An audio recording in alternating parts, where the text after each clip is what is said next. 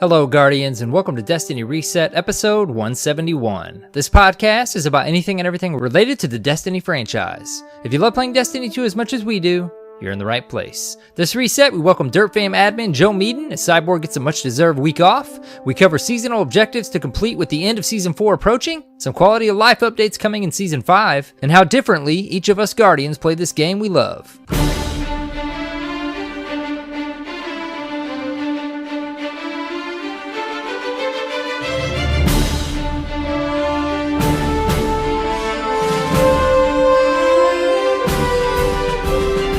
Hello, Guardians, and welcome. It's AER0KNIGHT, and with me this week is Joe Meaden. What's up, dude? Hey, how's it going, man? Good to be with you again. Yeah, it's been a little while. How you been? Been very good. Just getting ready. I just talked to you recently. You were talking about, your kid, and I've got one coming on the way, so a lot of preparations for that. Yeah, it's exciting stuff. We were just talking about that before we clicked record. Not too much longer, right? That's right. One more month, and little Meaden will be entering the world. I wonder how many Destiny alts little Meaden will spawn with. Yeah, that's the question. That's the question. Oh, just kidding. Well, it's great to have you back on the show. Usually, Cyborg is here joining us with your guest appearance.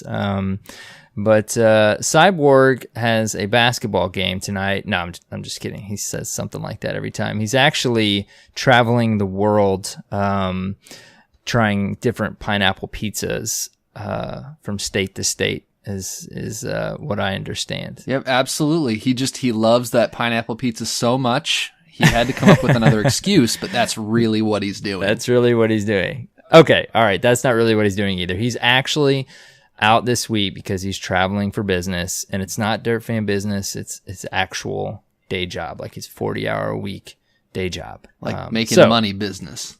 Yes. So of course he did not want to miss recording this week, but well-deserved week off of the show. Even though he's really not off, he's actually doing his work stuff. But hopefully not too busy. We miss him, of course. He'll be back next week. With, I believe, another guest lined up. We have next week surprise. We'll announce that at some point. But this week, we've got Joe. And I'm excited, dude, because we talk in Discord daily, typically, at least multiple times a week. And we consume this game we love so much very differently. And we both enjoy it just the same. So we're going to get into that, of course, probably in Reset. So I'm excited to dive in with you and chat about all the little things that we've already kind of touched on before we clicked record. Yeah, me too. And we talk about the fact that we want DirtFam to be like hanging out and party chat with your friends. And yep. You and I have really different times that we're playing, especially now as I kind of get ready for my family to change. I've been playing a lot in the early morning, and so just about the time that you're getting off playing late, pretty much. I'm getting on. So we haven't really gotten to chat in person via party chat, so I'm really looking forward to it. It'll be nicer than just yelling at the stereo while I'm in my car driving to work. Like, how are you playing the same game I'm playing? Exactly. Too funny. But what the great thing is we're both enjoying it just as much, right? Exactly. Yeah. Yep. It's not yelling not yelling in anger or frustration. It's just like bewilderment. What? And I'm sure that as I describe my habits and the way that I'm playing the game, you're going to be doing the same thing. And I think we'll have a great discussion. I think just like you said, we both are enjoying the game tremendously and love the state that it's in, and are kind of enjoying it in two very different ways.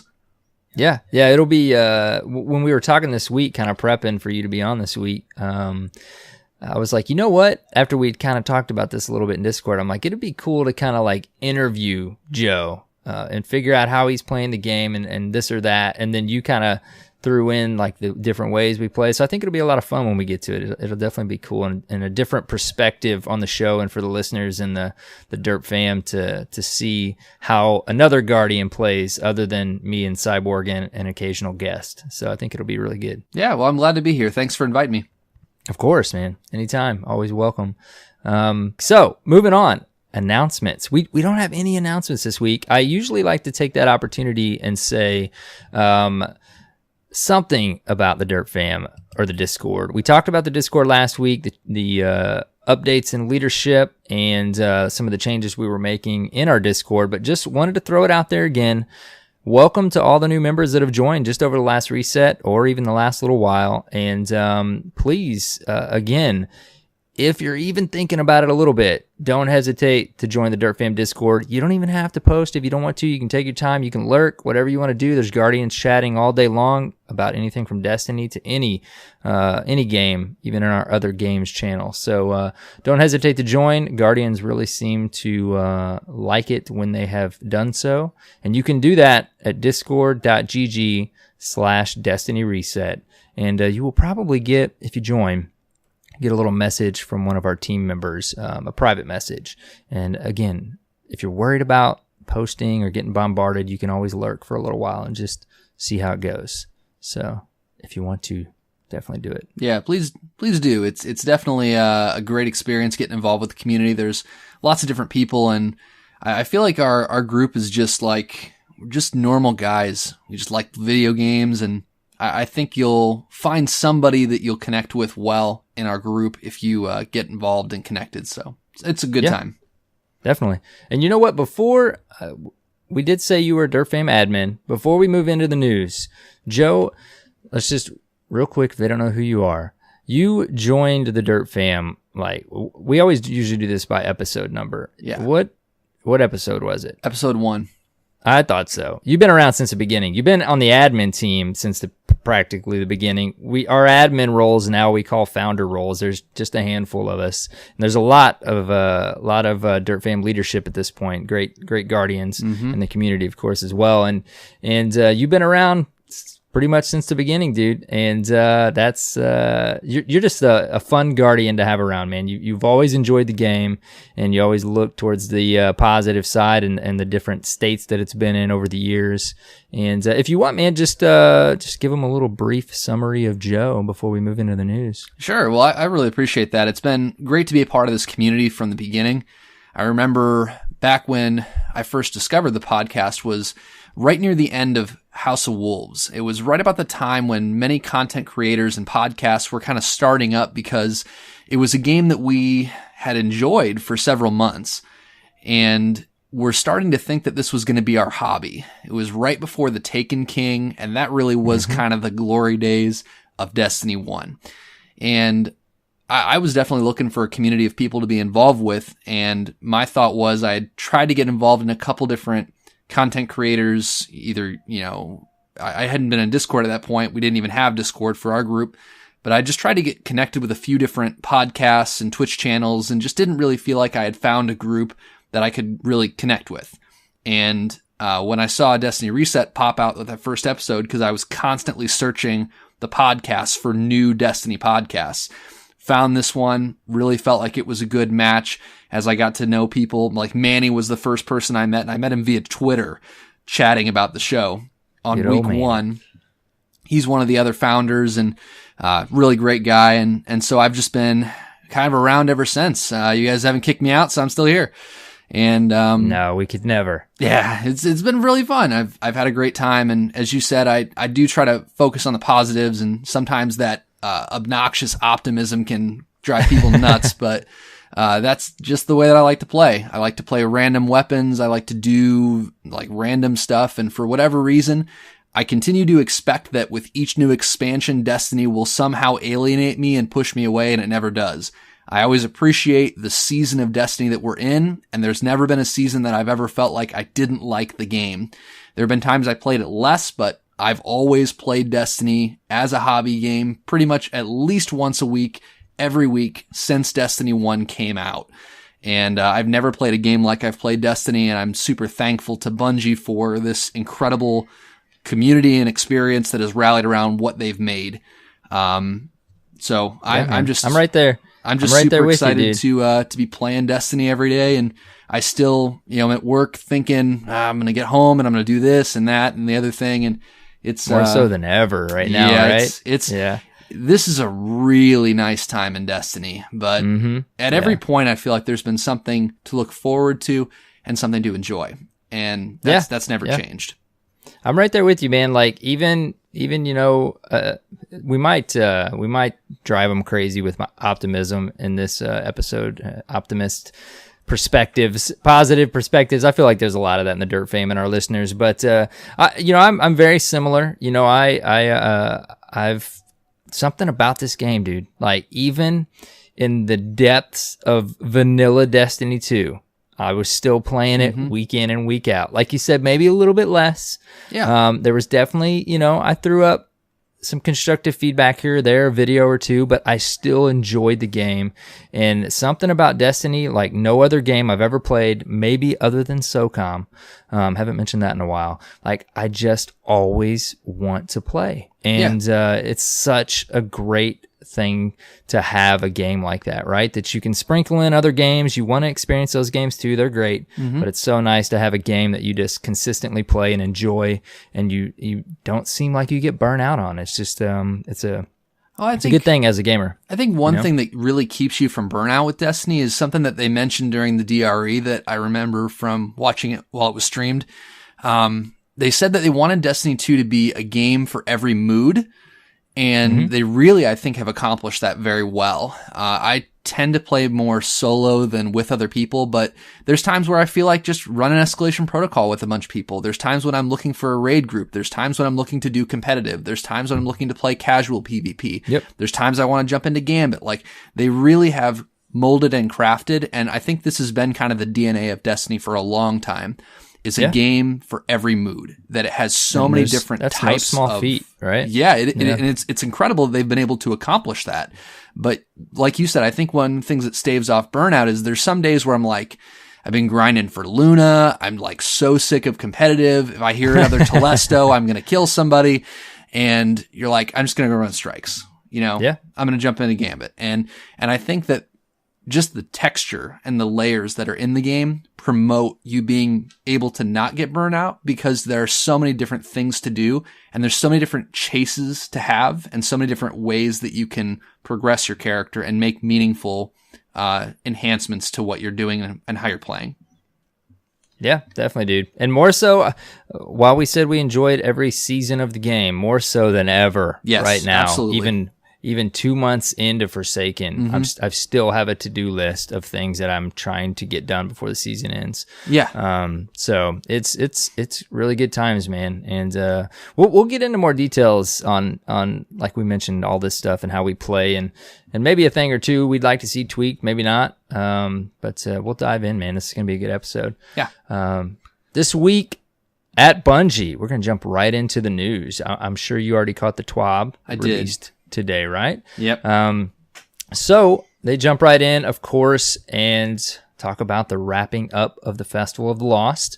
We, of course, started the investigation into the murder of Master Ives. When you're listening to this, well, I'm still getting used to it. It will be Monday, so you will still be on the second step of this, what we believe to be a 3-step quest to solve this murder mystery.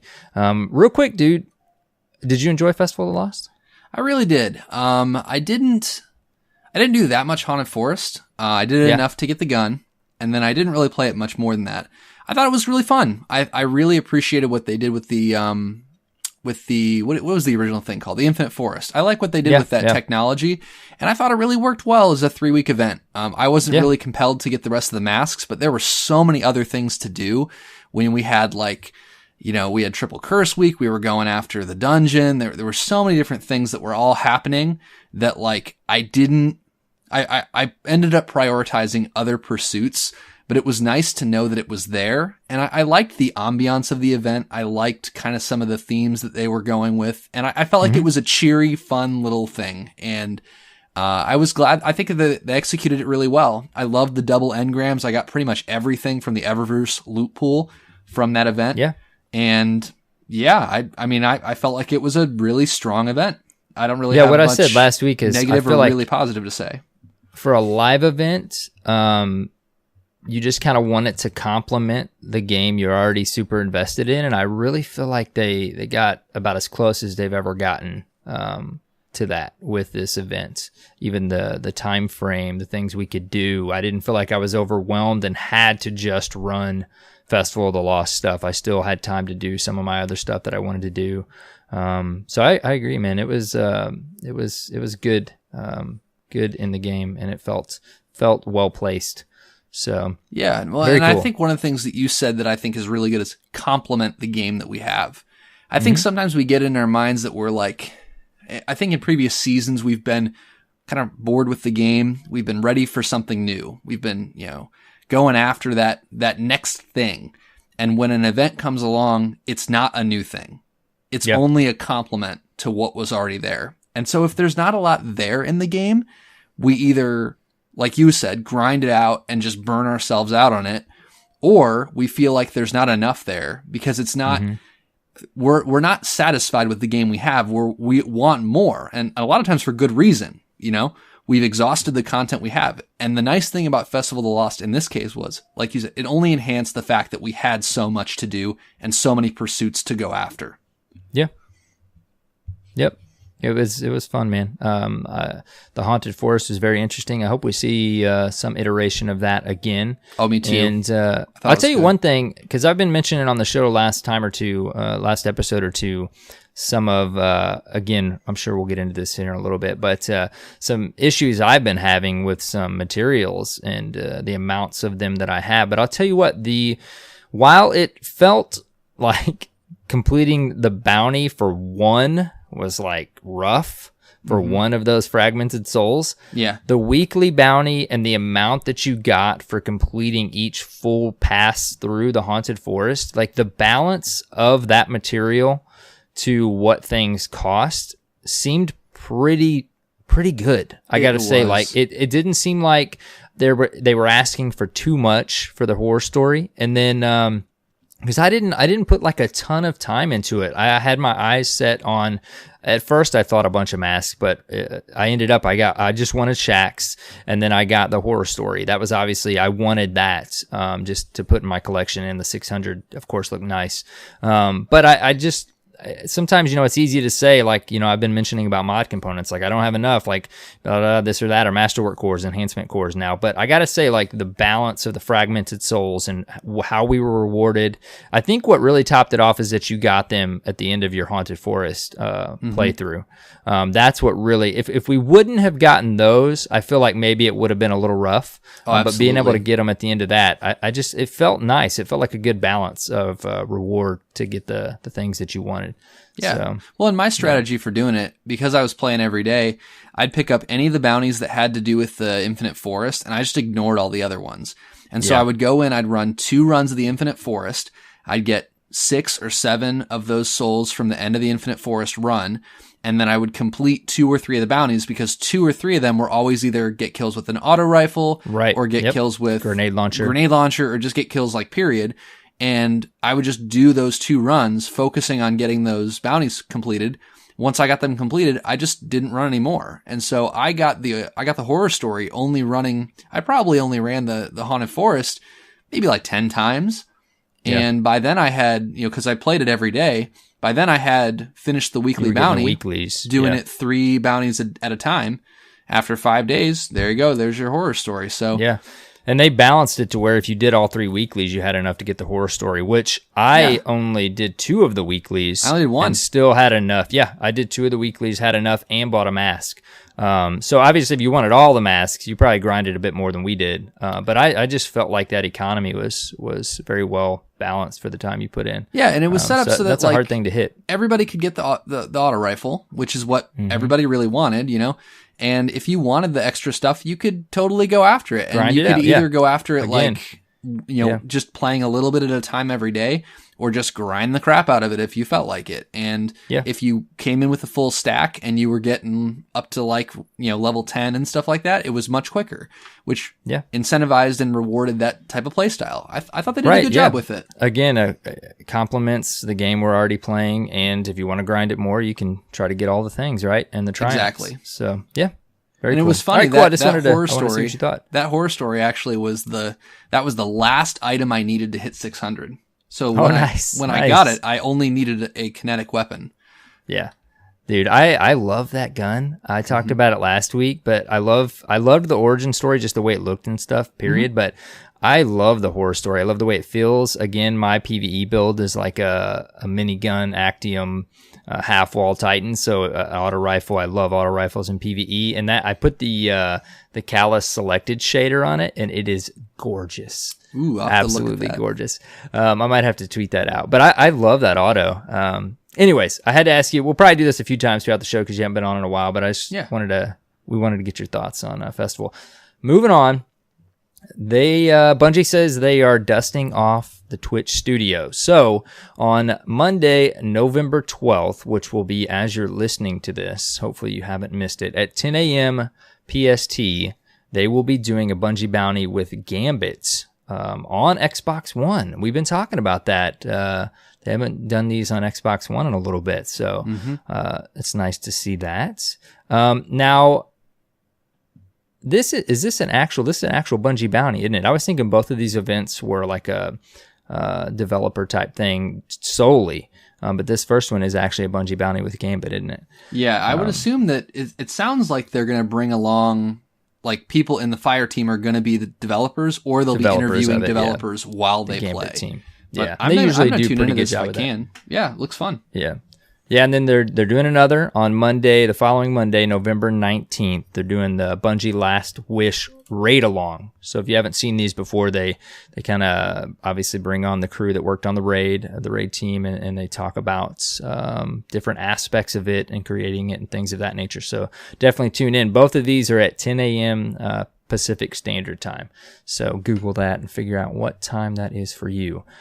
So it's cool that they're dusting off the Twitch studio. They do that from time to time. I always like to watch those. Sometimes I have to watch the archived videos, but that's okay. Mm-hmm. Yep, definitely. So moving on, we've got incoming improvements. So they want to talk to us about some different things they've gotten from our feedback and other things they've noticed going on in the game since Forsaken has launched. It was cool to see them address this first one. They've already done this on social media several times, but it's nice to see it in the TWAB with a little bit more detail. They talk about performance, and they bring in engineer Ben Thompson to basically let us know that they want to break down 3 distinct performance issues that they're looking into right now, which I'm sure as Destiny players, all of you are aware of. They talk about starting up the game, signing on and selecting your character, loading into activities and traveling throughout a destination, and loading the player inventory screen and switching between UI tabs. All of these things they know are having performance issues right now, running a little bit slow. I didn't really think about this, man, but again, they're looking into these. They say that with the Season 5 update, which we'll learn here soon when Season 4 is ending. It'll be next month when Season 5 starts.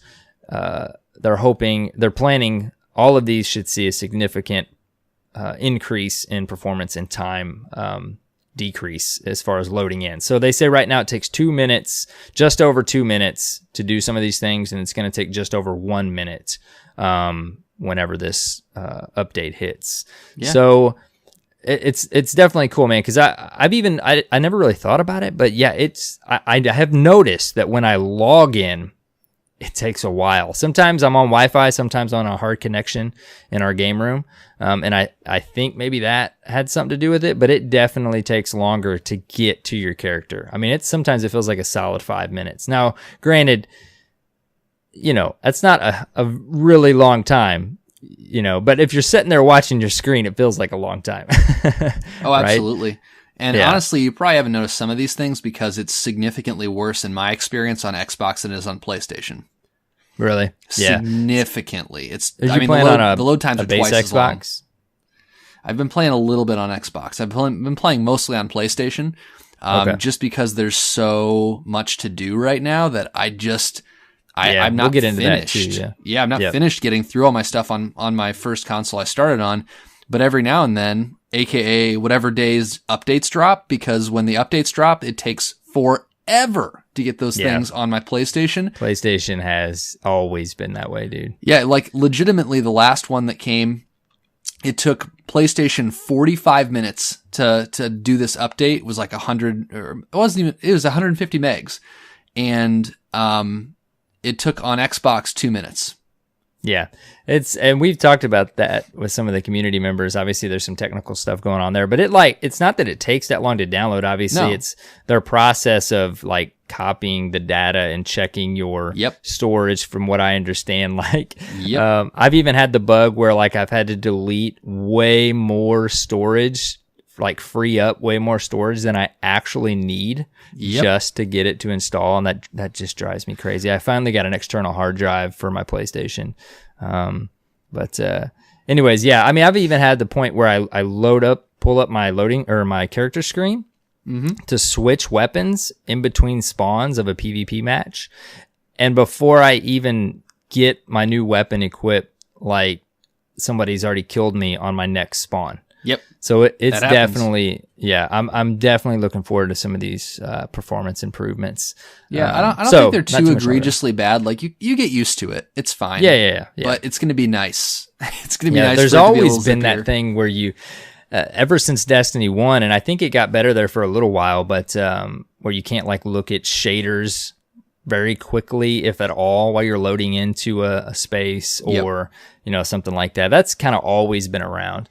But what they do mention here is they say we've been bringing new content, bug fixes, and patches at a cadence more frequent than we had previously accounted for. That cadence of patching has translated into some unexpected overhead within the code that is responsible for loading data into the game. So that's the kind of things we talk about where we don't really fully, as non-game developers, understand what's going on behind the scenes. So to throw them props, I mean, they're updating this game like way more regularly than they used to. And you don't think about the fact that they're just layering it on top.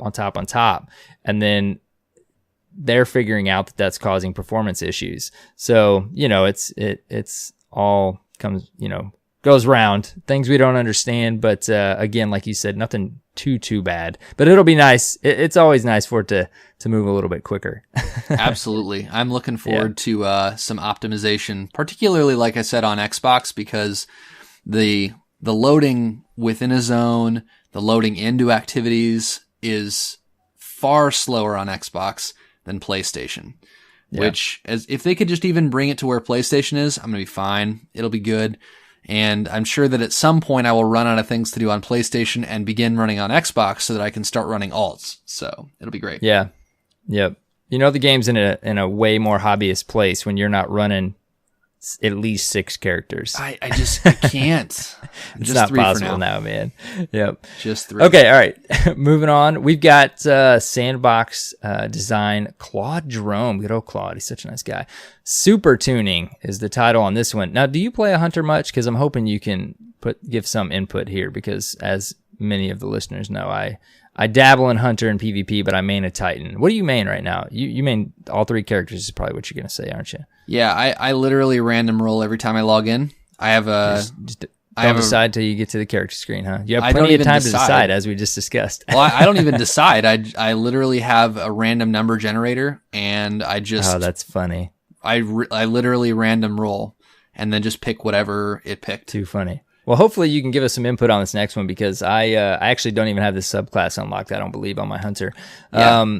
This is the one I was going to go for first, but obviously it's had some issues. Spectral Blades was heavily retuned to increase the reliability of melee attacks in PvP and to bolster the effectiveness of the super stealth capabilities. The following changes are planned to reach these goals. So these things we're talking about, guys, are what they're planning to release, if I didn't say before, with Season 5, potentially. All things could change, but potentially. So this one, just to run through them real quick. Increased melee lunge range of all attacks. This is specifically to the Spectral Blade Hunter. Reducing the cost of light per melee attack, increasing the number of consecutive hits required to speed up attack rate. Decreasing base attack speed to improve hit registration on intended targets. Because I know that's been a big one with Spectral Blades, right? The hit detection is what a lot of the community's talking about. Yeah. So I don't play a hunter a lot, and I've at least picked that up. Retuned melee targeting to have greater emphasis on player input. And increased viability of stealth mechanics. Basically, they're adding a small amount of damage resistance when you're in the stealth state, and they're going to further decrease the super drain when you're stealth as well. So, you got some input, man? Do you think this is going to make it a more viable choice? Absolutely. And there was a video that True Vanguard put out a little while ago depicting this class really as the Stalker class. And it's all about being really in stealth and then attacking enemies one by one and then going right back into stealth. One of the exotic armor pieces for this actually incentivizes this playstyle. It's the vest. And when you hit with the vest and then go invis, it gives you back a portion of your super bar, but it's not like a little portion. It's like a third of your super bar. So it's really effective, that chest piece is, and it's really fun to go around with it. But the melee lunge rate and the attack rate and the targeting is kind of messed up right now. A lot of people just expected it to be a lot like Blade Dancer, where you could kind of like ching, ching, ching all the way around the map, and you can't do that. I don't think that's a bad thing, but I do think that even when you're using the subclass as intended as a stalker subclass, where you're invisible and you're kind of going around searching out your targets, you can see through the walls to find out where your guys are. When you're doing that, it's really fun, but it's annoying because sometimes you will be using the subclass properly. You're not just spamming the attack button. You're hunting and stalking. And even then, you'll be right next to somebody, hit the button, and you'll just whiff. If they're moving backwards or if they're strafing, like, you're not going to hit them. And that hit detection is very frustrating, even when you're playing it as intended. So I think there was a big learning curve when it first came out, where a lot of people put it on, expected it to be Blade Dancer, and it wasn't. And that was a bit jarring. Yeah, it was jarring even for me. Like, I was expecting the same thing, and I was like, yeah, this thing's garbage. And I put it away for a little while. And then I saw other videos of True Vanguard and others using it effectively and really leveraging the areas of the neutral game and even using the super in a certain way. And even as I got that vest, it kind of taught me how I'm supposed to use that super. And I find I have more success with it now, but that super is still not very good because of the melee hit registration. So I think that with these changes, it seems like all of these things will reinforce kind of the fantasy of the class, and at the same time, like, not move it back to Blade Dancer, but just make it more reliable at doing what you're supposed to be doing when you use it properly. So I'm all for these changes. I think that the class is fun, but it'll be interesting to see how these things go and if they actually fix it. Yeah, man. I mean, I love running my hunter in PvP. As soon as I finish this Luna quest, I'm loving my Titan in the Crucible, but as soon as I finish this Luna quest, I'm going to jump back over to my hunter. I love the way the hunter feels in the Crucible. It's just a fun class to play, and that stalker, that whole aspect of that super just sounds very appealing. So I'm excited to see these, and hopefully we'll be back on my hunter when season 5 starts with a Luna on my character. We'll talk about that in Reset. Yeah, definitely. But just a brief here for Chaos Reach. They say they're tuning energy costs of deactivating Chaos Reach early. The intent of this tuning pass is to make it more rewarding to skillfully time your early deactivation when using the super. So a little bit there on Chaos Reach. Now this next one I read like 5 times. They say checkpoint resets. User interface tester Tony Garcia? Looks like Garcia. We're currently looking to add reset functionality to checkpoints in various activities, like the Last Wish raid. We do not have a specific timeline for when this functionality will be added, but wanted to note that the feedback is under investigation. What am I missing here? Is it not resetting? Is that what's happening? Or no. What's going on is that there are a lot of people that are running for triumphs like the Petra's run, which is to complete the entire raid without, I think it's without your fire team dying. It might even be without anybody dying in the fire team. It's like Flawless Raider. Yeah. But unfortunately in D1, you could reset your raid checkpoint back to the beginning because Petra's run requires you to do the entire raid all in one shot without somebody dying. So you could theoretically get all the way up to Riven and then have somebody die and fail that challenge or wipe as a team and not be able to reset your checkpoint back to the beginning of the raid so that you could start Petra's run again. You'd have to wait for the next weekly reset to reset your checkpoint. Man. Okay. Or swap characters. So there are a lot of people that are that are looking to do speed runs, that are looking to do Petra's run, that are looking to do some of these triumphs. Having to wait a full reset each time. It's just so annoying. Or I think they found workarounds, but it's extremely obnoxious. And they have to basically swap characters, or they have to find somebody who has the beginning point of the raid and then join onto them and then have them. It's a mess. Okay. I was not even aware of this issue at all. Yeah, people have been real upset about this. I don't raid, so it's not my deal, but that's my understanding of why people are upset about this and why they're making a note that they know we want this. Yeah. Here's your paragraph, guys.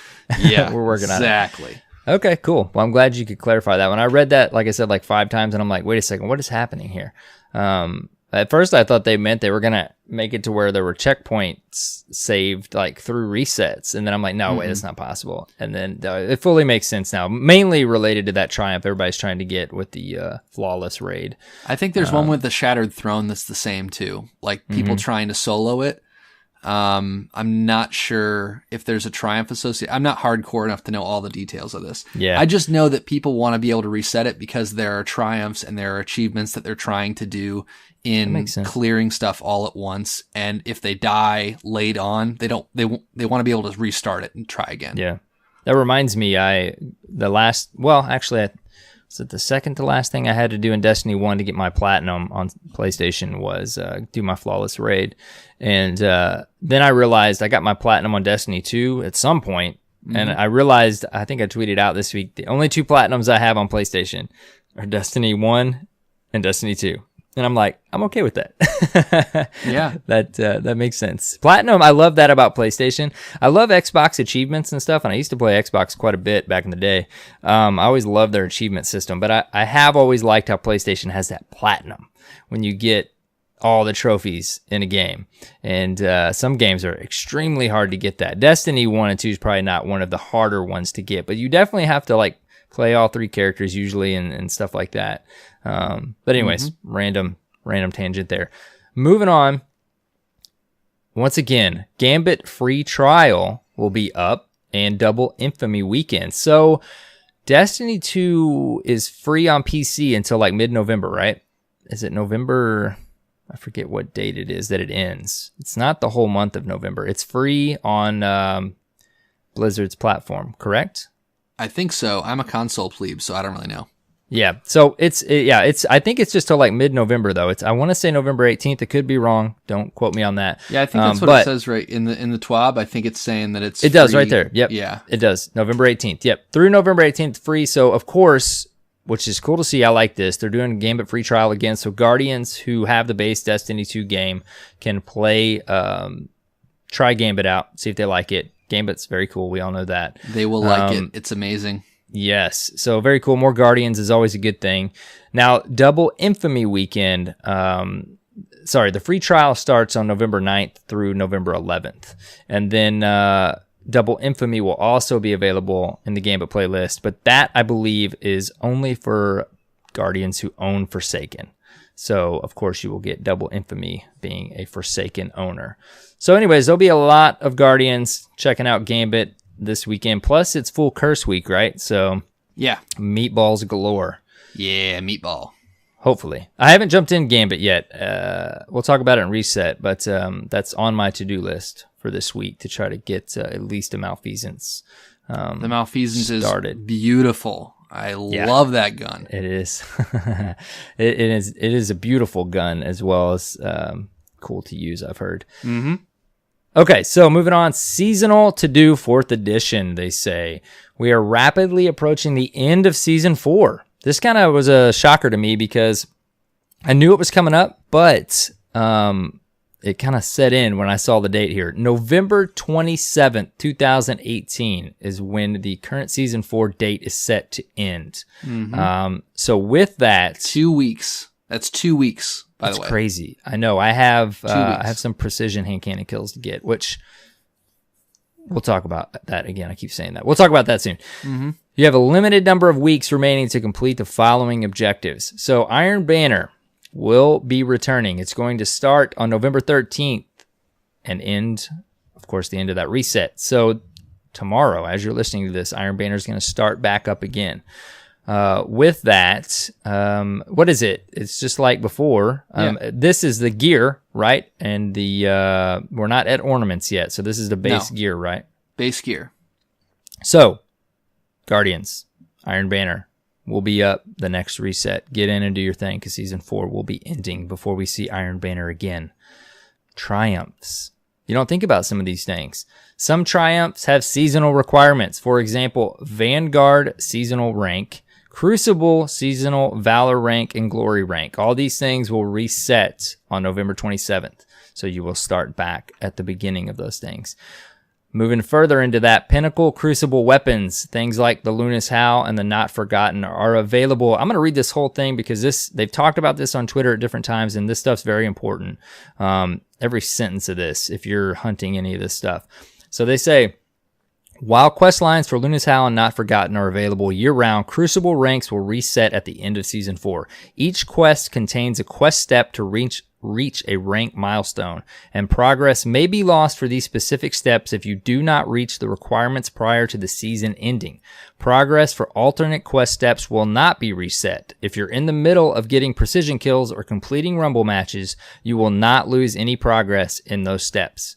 Basically, they say if you're within arm's reach of Fabled or Legend, this is your time to make the final push. If you do not reach the rank you're aiming for by November 27th, when Season 4 ends, you will be reset to Guardian and have to climb the ladder once more. If you reach the rank and complete the associated quest step before season ends, you're all set. So that's very important information if you're going for those Crucible weapons. But I do have one more question, though, in that very final sentence. If you reach the rank and complete the associated quest step before the season ends, you're all set. So I have reached Fabled. I'm still well into Fabled. Yeah. And I have like 85 more hand cannon precision kills to get. Okay? Yes. So let's just say I don't get that done before November 27th. Yes. My rank is going to reset. Correct. And I'll have to hit Fabled again, right? Correct. Yes. Okay. So because they say if you reach the associated quest step, you forget that there is an actual step to hit Fabled. You do like the first 3 or 4 things, and then you have to hit Fabled. But if you do it before then, if you get to that point, you're good. But not if the season ends. Correct. Right? Yes. Okay. Hopefully that made sense for the listeners. So basically, guys, just try to finish it out fully. The main thing to remember is the quest isn't going anywhere. You can still get Luna's Howl and Not Forgotten in Season 5, and you'll be right where you were in your quest. I'll still need to get hand cannon precision kills. I will just have to hit Fabled and or Legend again if I didn't do it this season. Correct. So like as an example, like right now you're on hand cannon precision kills. That is the quest step you're on. Mm-hmm. So as you complete those, once you've completed that, you'll move on to the next step, which is hit Fabled in the current season. And so if it will check that when you get that quest step unlocked. So for instance, if you finish your hand cannon kills tonight, for instance, you have an amazing game, you get 85 hand cannon precision kills in competitive. I wish. Of course that'll happen. But anyway, if you do that and you get to the next step, it will check, is he at Fabled in this current season, right? Now, let's say you have a terrible string of bad luck and you can't play very much and you don't finish your hand cannon precisions until November 28th, the day after the season ends, right? If that's the case, when you finish that quest step and move on to the get Fabled in this season, it will look at your current rank and say, he's not at Fabled in Season 5. You're a Guardian. Which is you're a Guardian, so you gotta earn your way back to Fabled. So that's my understanding of how it will work. I love that these are carrying over and they're not doing what they did with the Claymore. It's cool to know, like, I still can get Not Forgotten if I don't make Legend this season and I do make it next season. Yeah. I can't wait to see what the Crucible's like after I get my Luna. I know you just got yours, so we'll talk about that in Reset too. Mm-hmm. I did. We will talk about that. I wanted to give a shout out here. They have an awesome art piece of artwork here from community artists. You think that's pronounced Avixi? Maybe? I think so. I'm not sure. That, just a shout out. Very cool. It's like Shaq's handing a Guardian their Luna, or they're Not Forgotten, actually, I think. Shaking their hand. Is it a Luna? It's a Luna. Okay, it's red. I always think the Not Forgotten's red by default. The Luna, it's not the color pattern, but see how it's got like at the front of the gun near the end of the barrel, it has like a little thing underneath it. Yeah. It's not a handler, but it's like a little counterweight or something, right? Yeah. Well, the counterweight on Not Forgotten is on the sides of the barrel. Okay, cool. I did not realize that. Very cool. And the Not Forgotten has like an eagle or like a bird of awesome, like the Crucible bird on the magazine. Okay. So that's 100% a Luna. Cannot wait to get my Luna. Luna's amazing. Can't wait. I'm hoping to get it this reset. Everything you've heard about Luna is true. It's I know, true. right? It's a whole nother Crucible. Uh-huh. I can't wait to get kills with it and stop being killed by it when I don't have one. Yeah, that part is really obnoxious. I will not trying even to get gonna those lie hand about cannon that. precision kills. Yep. Something else we'll talk about in Arrow's reset. Okay, moving on to Cyborg's favorite section, the Destiny player support section. So we got a hotfix this week, which it's very simple, short hotfix. Fixed an issue where some players were unable to access the Lost Cryptarch quest. That quest is what prompted the previous reset for the investigation into what we think is the murder of Master Ives. So we're going to get it's an exotic quest. So speculation is maybe fast forward a little bit if you don't want to hear this, maybe the Thunderlord, but we don't know for sure. So we'll see what happens on the final quest step next reset. They talk about the Refer a Friend program, which they just launched. They said players were attempting to do it, it looks like, and they observed a number of reports from players who are receiving a message indicating that they are ineligible to participate. After investigating these reports, we have determined that a significant majority of these players do not own Destiny 2 Forsaken and are accessing, Destiny 2 Forsaken content through platform license sharing features. So it seems to be doing what it's supposed to be doing, it sounds like. Yep. They don't actually own Forsaken. Trying to pull a fast one on Bungie, but they are wise to your schemes. Not happening in this current day and age of technology. Okay, Destiny 2 Forsaken, known issues. The Hakuba S. Sparrow, investigating an issue where players who do not own the annual pass are not able to reclaim the Sparrow from their collections. Which is fine, it's ugly. It's ugly anyways.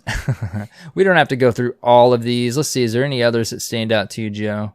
I had the Corrupted Strike respawn issue last week, which is that if you're doing the Corrupted Strike and you die either in the final room or in other places, you know how it's got you going back and forth between the Ascendant realm and the non-Ascendant realm? Mm-hmm, well, sometimes if your fire team is in an area of the Ascendant realm and you died there, and then they move to the non-Ascendant realm, it will spawn you somewhere really bizarre in the wrong place, and then just tell you turn back and then just kill you. So you can't be revived because your ghost is now not near where they are, and it's not in the same realm as they are, and the game is like, you're not supposed to be here, you're supposed to be in the other realm, but it doesn't teleport you there, it just kills you over and over again. It's not fun. Wow. So they said they're working on that. Yeah, and this other one here, Hawthorne's weekly raid bounty, which is that's a challenge bounty, right? It's saying that it only is staying, you can only get it for the first 24 hours of a reset, it seems. So they're investigating that issue. This other one I thought was kind of funny. Moving bank in Gambit matches. We are investigating an issue where the bank may drift or rotate out of place during Gambit matches, causing players unable to be unable to deposit motes. I thought that was funny. I've never seen that. I have no idea. I haven't either. A drifting bank. The drifter must have something to do with that. That's weird, man. I don't know. Something. I think that's something with the messing with the other side of the light. You know, I won't say it, but the drifter. He dabbles in that darkness. I gotta say this, the Drifter's like the best new character in Destiny. He's amazing. He's snarky too. He just tells you whenever you're playing if you lose in Gambit, and I'm like, dude, that is so harsh. And then he says he's joking, but it's like he's kind of not though. Let's just be honest. He's kind of not, right? It's just like just joking, but not really. Yeah. Well, the other thing too, he says the most weird things. Like when you're getting ready for a match, sometimes he gives you he'll tell you something that is like, oh, well, that's an interesting factoid. And then he'll tell you how he discovered it. And you're like, wait a minute. So like one time we're playing the Cabal and he's like, you know that Cabal is not fat, it's muscle. It's really chewy to try to eat through. I'm like, okay, first off, interesting fact. Yeah, interesting fact that that's not fat. Secondly, why are you eating Cabal? Like, what is going on? It's desperate. Oh, it's fantastic. I love the Drifter. That's good. This other random one I just thought was neat to see. Chinese UI issues. As we know, the game is out there. They say they're investigating issues where players using the traditional Chinese language are experiencing long UI load times in Destiny 2. So that's a random but interesting one. Everybody's having performance issues all around. Mm-hmm. So those, if you want to see all of these guys, you can, of course, pull up this week at Bungie, the TWAB, for this reset. There's a few more in there. We covered most of them. Yeah, it's mostly just Triumph issues, like Triumph's not triggering that they're working on. Yes. Moving on, movies of the week. Did you watch these? I did. They're hilarious. They are hilarious. One of them is like meme, GIF. And the editing, as they mentioned in the TWAB, is fantastic because I don't even know how they fit some of that stuff in there so seamlessly. Just Sleeper Simulant and Gambit, and it's really funny. It is funny. And then the other one, of course, being a Titan main, was hilarious. They throw on melting points and do the thing, and they just punch a Primeval. That's all they did. They didn't shoot any guns at him. All four of them. And they win the round. they just stood next to the Primeval and just punched the crap out of him. It was great. I do wonder if they would have won the round if the other team would have actually had their Primeval spawned, because they didn't even. They had a big lead. They had a big lead, but they chipped away at that thing pretty consistently. It was pretty good. It was very cool. So that is your TWAB for this reset, guys. They say this is DMG, of course, talking to us this week. He says, we're excited for the future of Destiny 2. Season of the Forge is coming up quick. They say they'll mention it many times more until it does actually end, but Season 4 ends, Guardians, on November 27th, 2018. And they say to go check out the current community focus, Dr. Azanoff. I love the community focus. It's good. Good, those are back around. Mm-hmm. So that's your TWAB for this week, guys. I guess, there's a couple other things. Of course, we did already kind of mention we got our new quest step for the murder investigation of Master Ives, and that was basically to loot some EDZ lost sectors. I did learn that there was a little bit of an Easter egg in the fourth and final one. Apparently, like his robe or something was draped over some sort of structure in the last lost sector. I didn't notice that. I'll have to check that on one of the other characters I do it on. That's cool. I saw that on the YouTubes, so I didn't see it myself in game. I might have to go back and look. But that's pretty cool. You do get a powerful drop from completing that. Oh, you do? Okay, I don't even know that I noticed. Yeah, and you did from last week's too. Yeah, you get a powerful drop from completing it. You know what? I do. I don't know that I realized I got one, but I did know you were supposed to get one. I probably just got it in my inventory and or my postmaster and thought I completed it daily or something. No, yeah, you get a powerful. That's good. Very cool.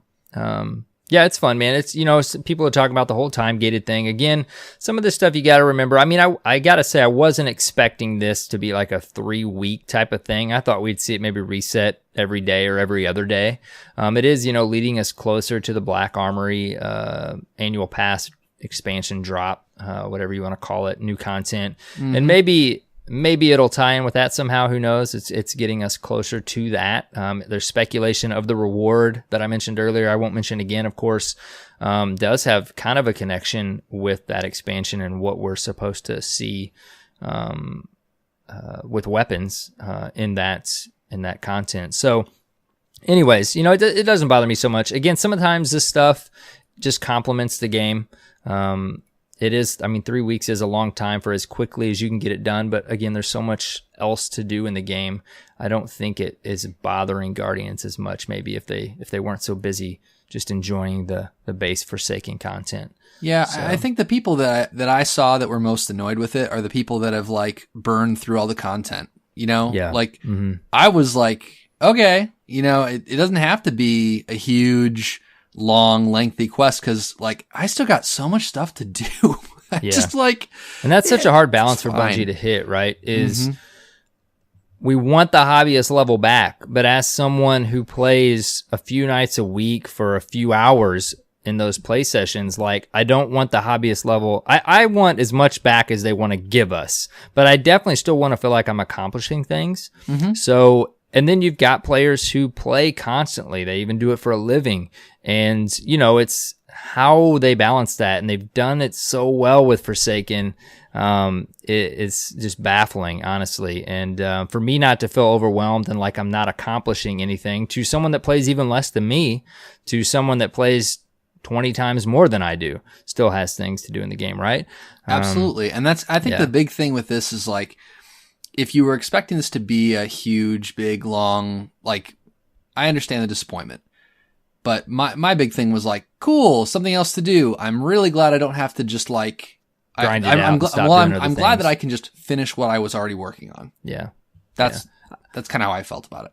And I do see the point, you know, like, for me, I was surprised. One full reset is a long time, you know, and for as quick as you get through the quest, a reset does seem pretty long, and for it to go on for 3 full resets. But again, the whole, like we already mentioned, you know, Festival of the Lost, kind of stepping back and look at it, it was a good compliment to the game we're already playing. And this quest kind of seems like that. And it also seems like we've had things in the game that are for the hardcore, like the Whisper of the Worm, hardcore, if you will, not fully. But so this kind of seems like something for maybe the not so hardcore also to be able to achieve. We'll see, man. Maybe the final step will be something a little bit more in depth. But nonetheless, it's more free content, right?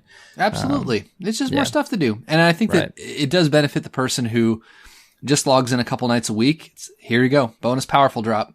Yep. Doesn't really take much time. Yeah, and it's all about that power too. Yeah. That's important. I love all the different avenues we can get powerful drops throughout a reset. So just another one, like you said.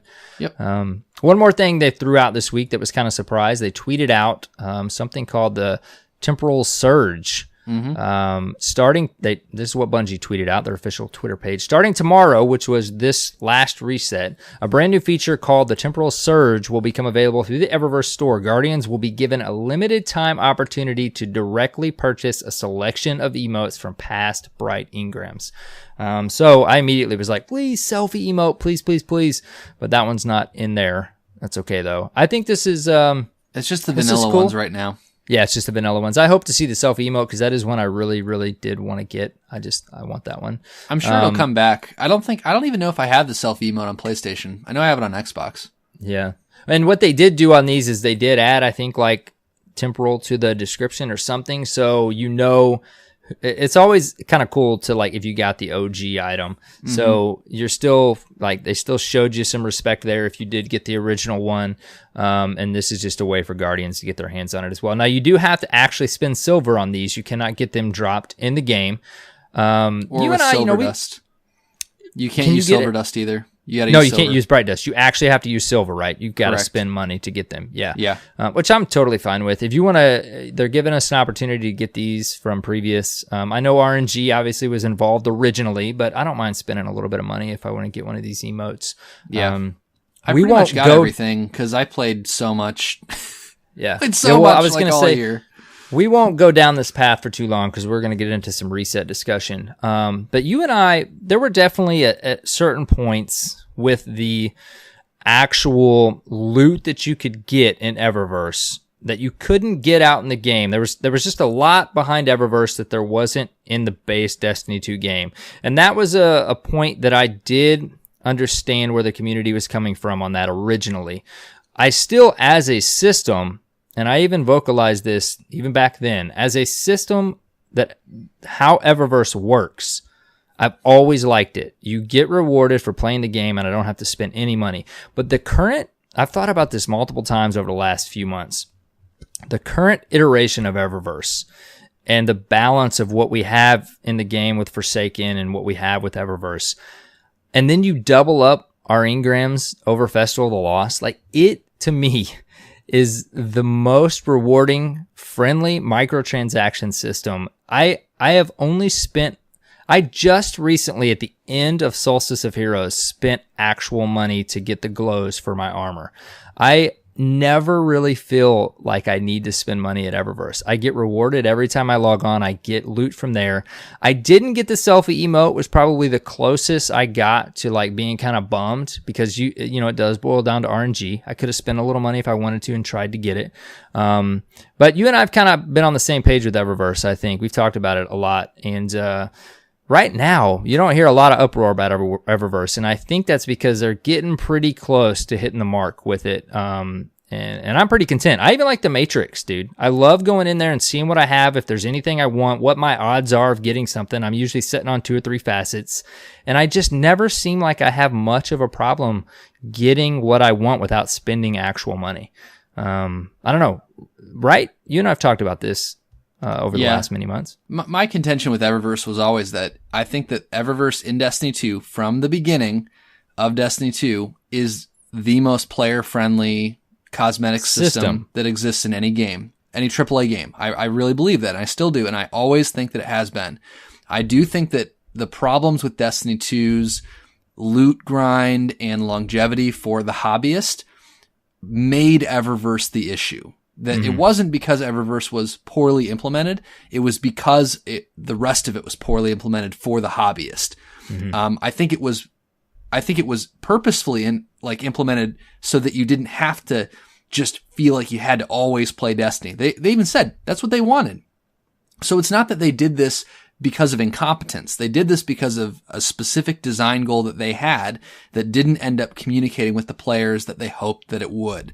And so Eververse became a thorn in the side of everybody who wished that they could go out and earn something when they had to just wait for it to come. Now, the other side of this is the Bright Dust system makes it so I have 10K Bright Dust right now. And I have a stack of 25 Fire Team medallions. And every time I play now, I have a Fire Team medallion popped. Just pop it. Yep. Yeah. And my Prismatic Matrix, it's been a month since I've had anything even in the Prismatic Matrix for me to get. Yeah. So I'm in a position where, like, because I played as much as I did, I always had everything. And there were times when I was frustrated about the way that people talked about Eververse and was like, I'm going to give Bungie $10. And then I would look at what was in the boxes and think, I have all this stuff already. There's literally no reason why I should spend the money. What I like is that the reason why I think it's better now is because they added the direct purchase stuff.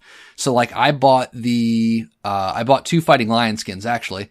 I bought the new Fighting Lion skin that came out over Festival of the Lost, and I bought the one that was Iron Banner themed. I love that one. And so those are some of the things I've bought with like real money. I bought the Whisper of the Worm ornaments when I got my extra silver from Bungie for pre-ordering Forsaken. I didn't buy that one. I thought about it, but I'm waiting for those kinds of things. So when something comes along that's a direct purchase that I want, I buy it.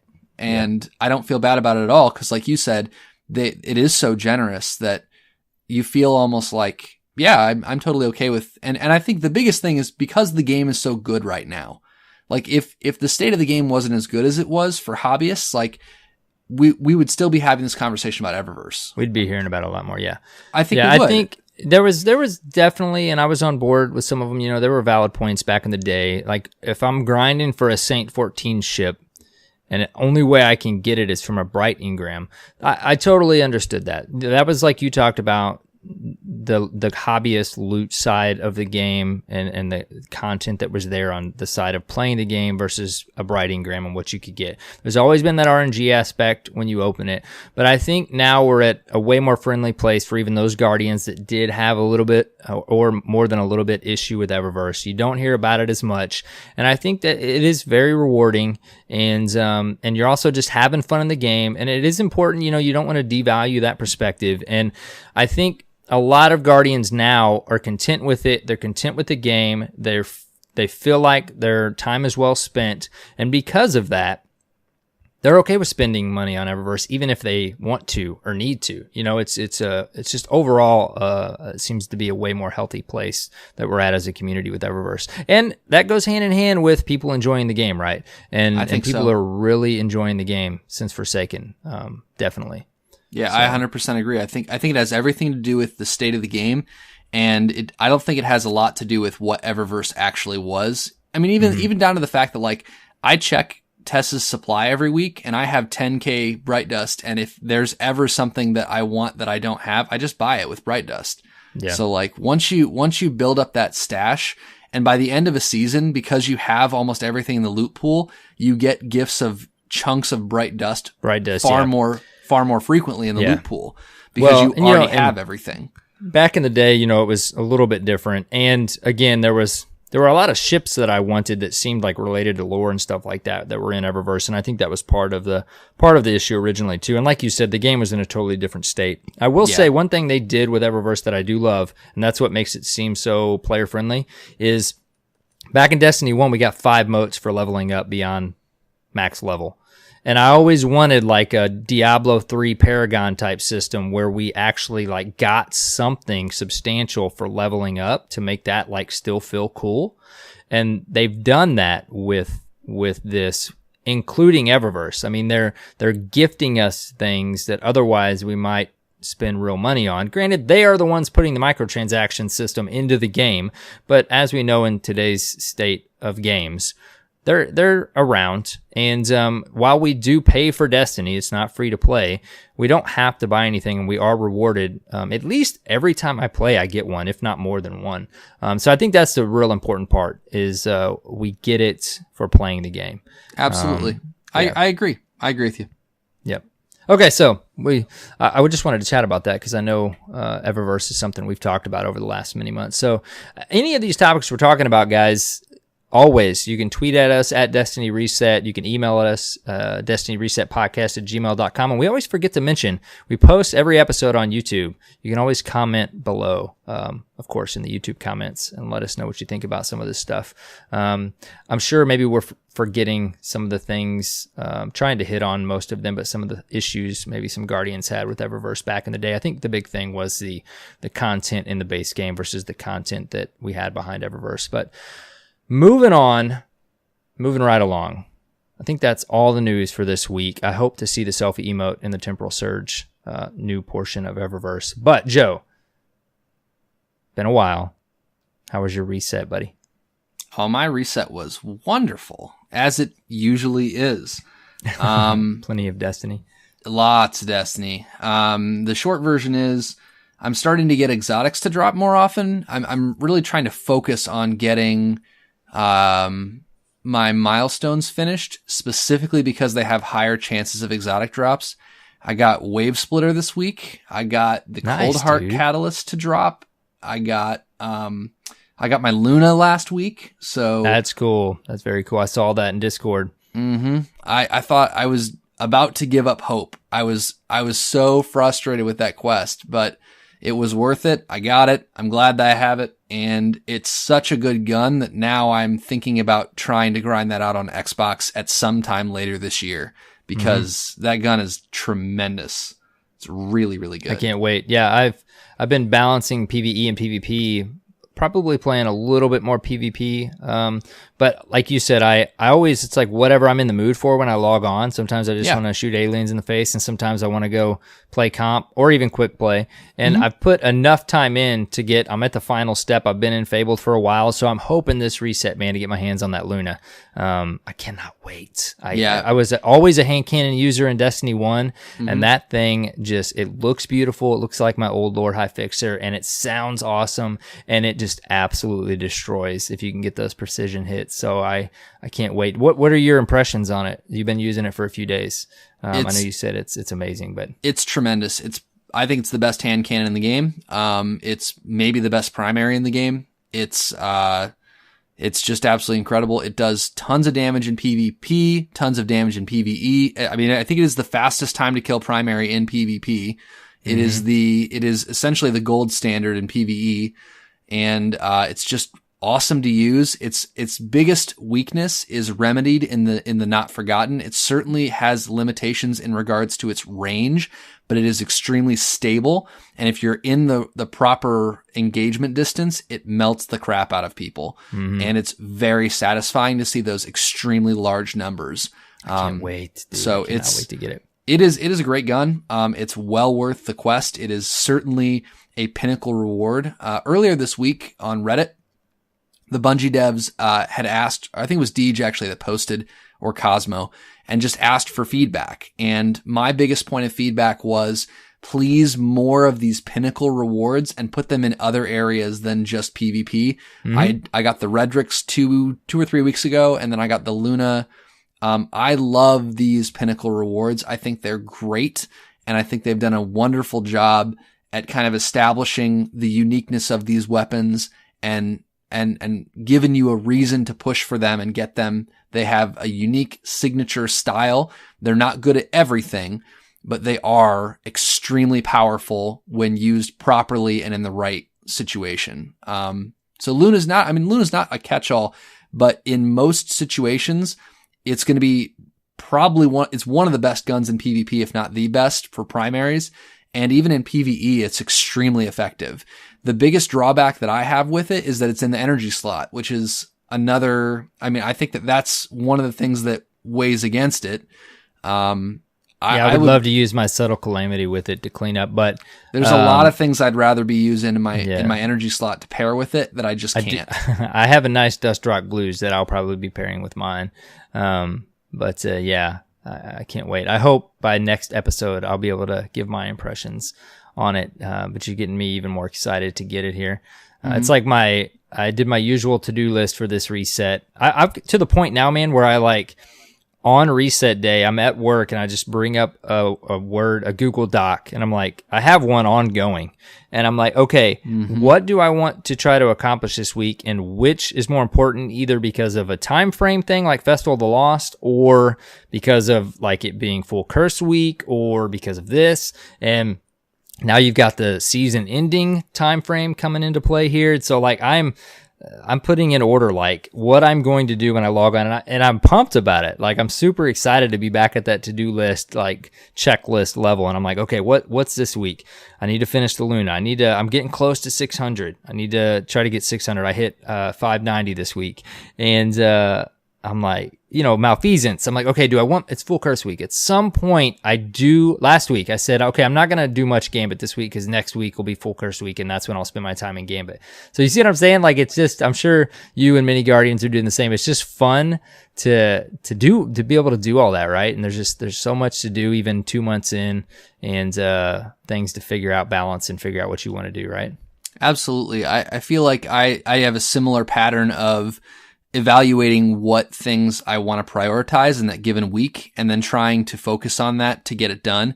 And I do the same kind of thing. And sometimes it's not straight up on reset. A lot of times I'm moving through a weekly reset, and I'm accomplishing things, and I'm like, okay, what do I want to really do in the second half of the week? I've done the main things.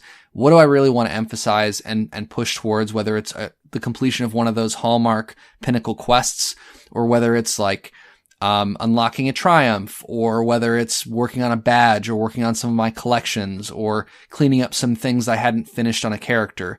There are lots of different aspects of the game that you can kind of begin to focus on. And my pattern and my strategy for tackling it has changed across the couple months that we've been playing. But I think, just like you said, I love the fact that I have to sit down sometimes and think about how am I going to tackle the content that I have available to me. And, I just am really enjoying it, and enjoying that process of determining what I want to do as well. Mm-hmm. Yeah, it's cool, man. And then, you've got all the way beyond that, the layers of your actual gear sets and your builds and this or that, and what activity you're playing. So like we've mentioned before, man, the game is it's so fun right now, and it's definitely seems to be in the best place it's ever been. I agree. I've kind of already throughout most of my reset. I'm closing in on 600. I'm working on Luna. I'm on the final step.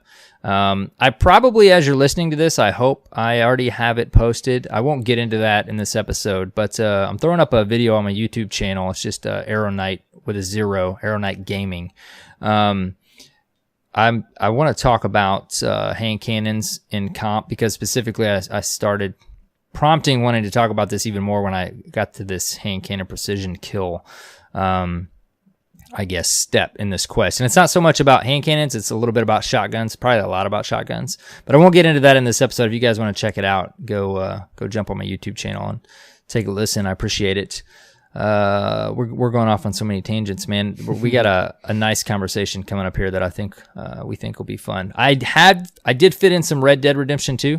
I don't think I've played it in several days now, but right after our last episode, a day or two after, I finally fit in some more Red Dead. And dude, I've decided on that game, like, I play Destiny so much that it's nice to have a single player game to just kind of sprinkle in. And I turned off like the radar. I made it to where like I have to press down on the D-pad to actually bring the radar up. So I got released out into the open world, and I didn't even go to like the next quest. I just went with no HUD and just like experienced the game world. And it's so fun to like not be rushed through a game and just kind of see. I jumped on like a canoe and, you know, rode around in the water for a little bit. You can fish, you can hunt, you can do all these things. And I'm kind of just, I think, going to do that with Red Dead. I'm not going to have like put any time frame on like needing to finish it. It's kind of nice to be able to do that every once in a while with a game. So I'll probably keep you guys posted on my Red Dead playthrough. At this point, it's going to take me 10 years to finish it probably, because I'm still playing Destiny so much, but I am fitting in some time. So are you playing, actually, I'm not going to ask you that yet. Do you have anything else you want to talk to us about your reset, Joe? Anything else before we move into this nice little fun topic we have for him? The only other thing is that I've started to, as we talked about, like kind of changing the way that we engage with the game and kind of planning our resets. I kind of am trying to really focus on improving my armor sets and improving my builds, and specifically focused on playing a specific subclass and really trying to hone my understanding of it and play the different types of it. So there are some different triumphs associated with each subclass. And so I'm trying to knock all those out. And like this week is Void Burn for like Heroic Adventures and Heroic Strikes. So I'm focusing exclusively on my Void subclasses. And so if I'm on Titan, I'm playing Sentinel. If I'm on, Warlock, I'm playing Voidlock. If I'm on Hunter, I'm going to play on Night Stalker. And one of the things that's really cool about that is that it's allowing me to really kind of understand the nuances of it and try out different exotics with it. Yeah. And definitely. So as an example, like I've been playing on Aggressor Sentinel a lot because I started needing to do one of the triumphs and have just started dovetailing toward, really focusing on trying to get better at throwing my shields and chaining them and using different exotics to make them work really well. And that's been so fun. And some of the combinations you can do with the Void Fang Vest, or what are they called? The Doomfang Pauldrons. Oh yeah. Use those things along with the Aggressor, and you can basically sit there. I've had supers in strikes for literally like 2+ minutes in my super. Just awesome. Throwing shield after shield after shield. I think that was the day it was Grenadier, so it was constantly refilling my shield throw, and I just throw it into a mess of enemies. And I think it was in the strike with Nokris, in that last room where enemies just constantly bombard you. And I literally had, at the end of that strike, 150 super kills. Not just 150 kills, 150 super kills. Wow, that's crazy. Just from, I stayed in my super for 2 minutes without leaving it. Yeah, I've seen some it's videos of that. Yeah. Yeah, so some of those things have just been really fun, and I'm enjoying like experimenting with some of those different builds. And because of the way the armor perks are set up, you can actually double down on the effectiveness of some of those builds. And so I've been focusing on that, and I've been playing Aggressor Sentinel, and I actually got my first We Ran Out of Medals. Oh, nice. And it was on Aggressor Sentinel. So very nice. Very cool. Yeah, I haven't fully gotten to the point I want to get to with looking at my builds. Specifically, I've got like one PvE build that I've just been working on as I've gotten closer to 600, but I'm always paying attention to my PvP builds. And I'm getting pretty close. Like I've got a pretty awesome loadout for sniper hand cannon. I did post a live com of that on my channel. And then I'm always keeping armor for PvP specifically, and different loadouts and things of that nature. So yeah, I have like plenty of armor that I'm like not deleting. Usually I'll lock it if I, of course, know that it's one I want to keep, and then I won't lock it if I'm not sure yet. So that's how like I know if I go back to it, like, okay, I didn't lock this one, so I know there's something about it that I didn't think was like 100% keep. See, that's cool, man. And this is one of the things that we do differ on when it comes to how we play. I have nothing in my postmaster, and I have to constantly keep it clean. And so when I get a drop, I look at the perks, and I've already, like, I have a spreadsheet where I've already decided like what perk combinations I want. What you're looking for. What I'm looking for. So I already know, like, I think I have 8 or 9 sets that I'm looking for. I got you. Nice. In terms of I did the same pieces. as well. I worked up a spreadsheet for specific. I'm always usually leaning when it comes to builds like for PvP. I've built a spreadsheet very similar to that. I haven't fully fleshed it out yet with multiple builds, but I have like 3 or 4 in there. Yeah. And I definitely, one thing I do different than I did with D1, because I just used to get so much stuff from trials because we played trials so much every weekend. I used to just use my postmaster as Vault 2.0, but I keep that postmaster cleaned out now, man. I kind of do what you said. Good. Like I'll get I'll get gear, and I won't, if I have like any ounce of like I might want to use it and I don't have it in my like build spreadsheet like you've got fully fleshed out, then I'll keep it. But I have a pretty good idea of like my PvP play style and what I'm looking for. Like there's some things I just don't keep any of right now. There's always that question mark, like, will I want it later? But you get stuff to drop so much these days. Hopefully it'll come back on my Titan and Warlock. I have almost every like perk roll that I want. Mm-hmm. There are a couple that I want to get. I would love to get enhanced versions, like from the Reverie Dawn set, but I kind of like that they look different. The different armor pieces look different. And so now I'm actually going for armor rolls with a look that I want. Nice. So I'm to the point now where I have all the rolls I want. Going for the actual look as well. Yeah, and the only one that I don't have that for is the Hunter. The Hunter I've played the least on because the Warlock is the one I did all my quests on. And the Titan was the one that I got the power drops on. Mm-hmm. So those are the 2 that I've played the most. But all of them are still, they're all in good shape, but the Hunter's the one that I need I need the most pieces of gear for to complete all of those different builds. And I basically just look at the perks on them and just set them up that way. And I have them all of my armor sets for each character have the same shader, so that I can mix and match them and they still look pretty good. Oh, but nice. Now I'm refining though the perk sets on pieces that I want the look of. So yeah. Very cool. That's what I'm doing. Yeah. That's cool, man. Well, there you go. We're gonna, for the rest of this reset segment, we're gonna just touch on a topic here before we move into the Dirt Fam discourse.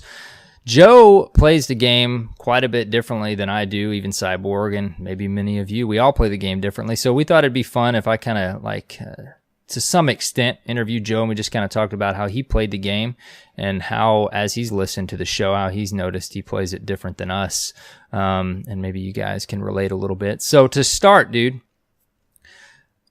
how many characters and how many platforms are you playing Forsaken on? You kind of already answered this, I think. You're playing 3 characters on one platform maining, right? Yeah, so I've got 3 main characters on PlayStation, and those are all at 600. And as I mentioned before, the Warlock and the Titan have pretty much all the perk sets that I want. Mm-hmm. And I'm trying to get my weapons all upgraded now. And I told you this before the show, but I'm trying to masterwork. I've got about 30 weapons that are in constant rotation. And then I try to use random stuff to kind of complement those things and to kind of mix up my playstyle. But out of those probably 30 to 40 weapons I use all the time, almost all of them are tier 10 masterworks. So crazy. And you masterworked them yourself. You leveled them all. Yes. Yeah. I got most of them. I'm upgrading them very diligently. And that is like priority number 1 for me right now. Other than just the armor perks and the looks like I was already mentioning and working on developing my skills and experimenting with classes. is I'm trying to get as many loot drops as possible so that I can get as many masterwork cores as possible so that I can upgrade my stuff, all of the things I want to use to tier 10 masterwork. That's the main thing I'm working on. So, as many of you can probably guess what my next question was going to be for Joe. If you don't know how Joe plays the game, way back, it's such at a hobbyist level now. It's not so much as what he used to, but you used to play, like, we always joked around by how many alts you had. You played many characters on many platforms back in the day. Like, you balanced at least six or more characters, didn't you? Yeah, well, and so I should say, on Xbox, I do have a Titan that's at like 530. Okay. So it's not like I haven't played on Xbox. Yeah, so you're playing on there too. So yeah. My immediate next question for Joe, as many of you may be, is, okay, if that is where you're at, because I told you before the show, I have masterworked myself one weapon, and I even set with like 50 or 60 cores for quite some time and didn't infuse, until I started the expansion with nothing. I depleted all of my reserves of every resource. I had no resources whatsoever at the beginning of Forsaken. So how much do you play a week? Probably like my average over the course of all of Destiny, I think, is 5 hours a day. 5 hours a day. So there's I think it's like between 4 and 5. So what that amounted to was my wife, for the first couple of years, my wife went to bed at like 9 p.m. and then I would stay up and play till 1. So that's essentially, that's my average. And so there are some days where, you got family stuff or whatever else you can't play. And then there are other days where, like, hey, I got the day off and I got no family stuff to deal with, so I'm going to play for 8 hours, So my average is like 4 to 5 hours a day. So that's like 30 hours a week. It's like a second full-time job, just because. Yeah. And it's fun. So, I mean, it's probably safe to say, even right now, you're probably still putting in more hours than the average Guardian. Yeah, I think that's a fairly safe assumption to make. Yeah. So for me to answer that question, I play probably like a certain, if I was going to say a certain amount a week, I play definitely 3 nights a week, maybe 4, probably 2 to 3 hours, comfortably probably 3 hours each play session. So go ahead. One of the other things that I think is key to that, though, is how much of that do you play solo and how much of it do you play with people? Usually, I would probably say 90% of that is solo, probably. Yeah, I'm actually in a very similar boat. Most of my play is also solo, especially since I started playing in the early mornings now. And so there's not a lot of people on. So sometimes if I get to play in the afternoon, sometimes if I get to play in the afternoon, there'll be some people on. But in general, I play most of the time solo. I like to have a podcast on or just some music and just be playing. Just kind of this week you can listen to yourself. That's kind of weird, but yes, I will do that. Yeah, so I mean, we're definitely playing the game different amounts. So some of the differences obviously will probably contribute to that. We do definitely play the game differently, which we'll get into. But I mean, I do play a lot solo. I don't play I probably am on the lower end, I guess, maybe of time put in. I still progress very regularly, and I'm still able to accomplish what I want to. And some weeks I'll put in more, of course, and some weeks less. This week I actually have not played much at all. I've went to bed at normal times of the night, more so by accident than, I don't know why, if it was a time change or what, but I've been more tired this week than normal. But like you joked around, usually I'm playing at like 2 a.m. when no one's on because they've already went to sleep. Starting at like 11 is when we'll start or something of that nature. But okay, we've got that down. Moving on. So I guess there's some things you want to address while you're talking about that. You can kind of mention, thoughts on Forsaken so far. We've kind of got a little bit of that, but you've I guess observed the different ways we play the game, specifically when I mention things like that I don't have any mod components and things like that. Again, I'm interested to see how like time played per reset maybe can affect some of this, and maybe not. Maybe it's just the way that we play the game. So I'm just going to throw the mic, if you will, over to you and let you express what you've been mentioning to me. So some of the things is that when you describe that you don't have materials like Masterwork cores, I think some of that may be because, as you've kind of mentioned, your tendency is that if you think you might use it later or try it out, you keep it. Mm-hmm. And so there's a lot of those Masterwork cores that could be coming from dismantling stuff that you get. That I'm not getting. Yeah. So right now I'm looking at my vault. I have less than 225 items in my vault. Mm-hmm. And that's all items. And a lot of that's year one stuff I just haven't cleaned out in a little while. That's like old year one armor that I've just got just because. Yeah. But for guns, I'm sitting at like, I think I have less than 40 in each category of like, and I have everything in my vault. I don't have anything on characters. So I have less than 40 kinetic weapons, less than 40 energy weapons, and less than 40 power weapons. So I've got, actually it's less than 20 power weapons. So I've got 100 weapons that I've kept, and that's it. The rest are exotic armor pieces and year one so armor you're pieces. getting the materials from that. Now, see, Masterwork cores, through that whole process of the community saying they didn't have any of those, I actually never really had a big issue with Masterwork cores. I always seem to have like between 50 and 60. Now I don't have any because I've gotten to the point, I'm 590 and I am infusing things. I do have this thing I kind of mentioned to you where only to a certain point do I want to not match. So I probably did start infusing stuff a little bit sooner than some Guardians, maybe around 570 to 80. So that I still looked cool, or at least I thought I did. So Masterwork cores really weren't ever a huge issue to me. It was always mod components, man. It still is mod components. I have 6. I've had 6 for like 2 or 3 weeks. I can't buy any mod components or mods. And you say, I mean, you sent us a picture, I think. You're setting on tons of them. Like, where are you getting those from, dude? So you don't get the mods from the mod components. That's like, I think that's the biggest thing where I think mod components were designed as a bridge to get year one players the ability to redeem some of their time into year two. Mm-hmm. So if you break down all your year two or your year one stuff, like I broke down all my year one weapons, and then I had enough mod components that every now and then I just bought a mod. But most of my mods come from just they're on guns, and I dismantle the gun and get the mod out of it. Or I dismantle the armor and get it out of it. So like 90% of my mods I'll dismantle guns too, man. Like I of course dismantled all my mods when we started Forsaken, and I had quite a few at first, and then I did, like Icarus came up and different things, and I bought them, and once I depleted those, I haven't recovered, man. And I don't know, and I do dismantle guns way more than I do armor, so I don't know.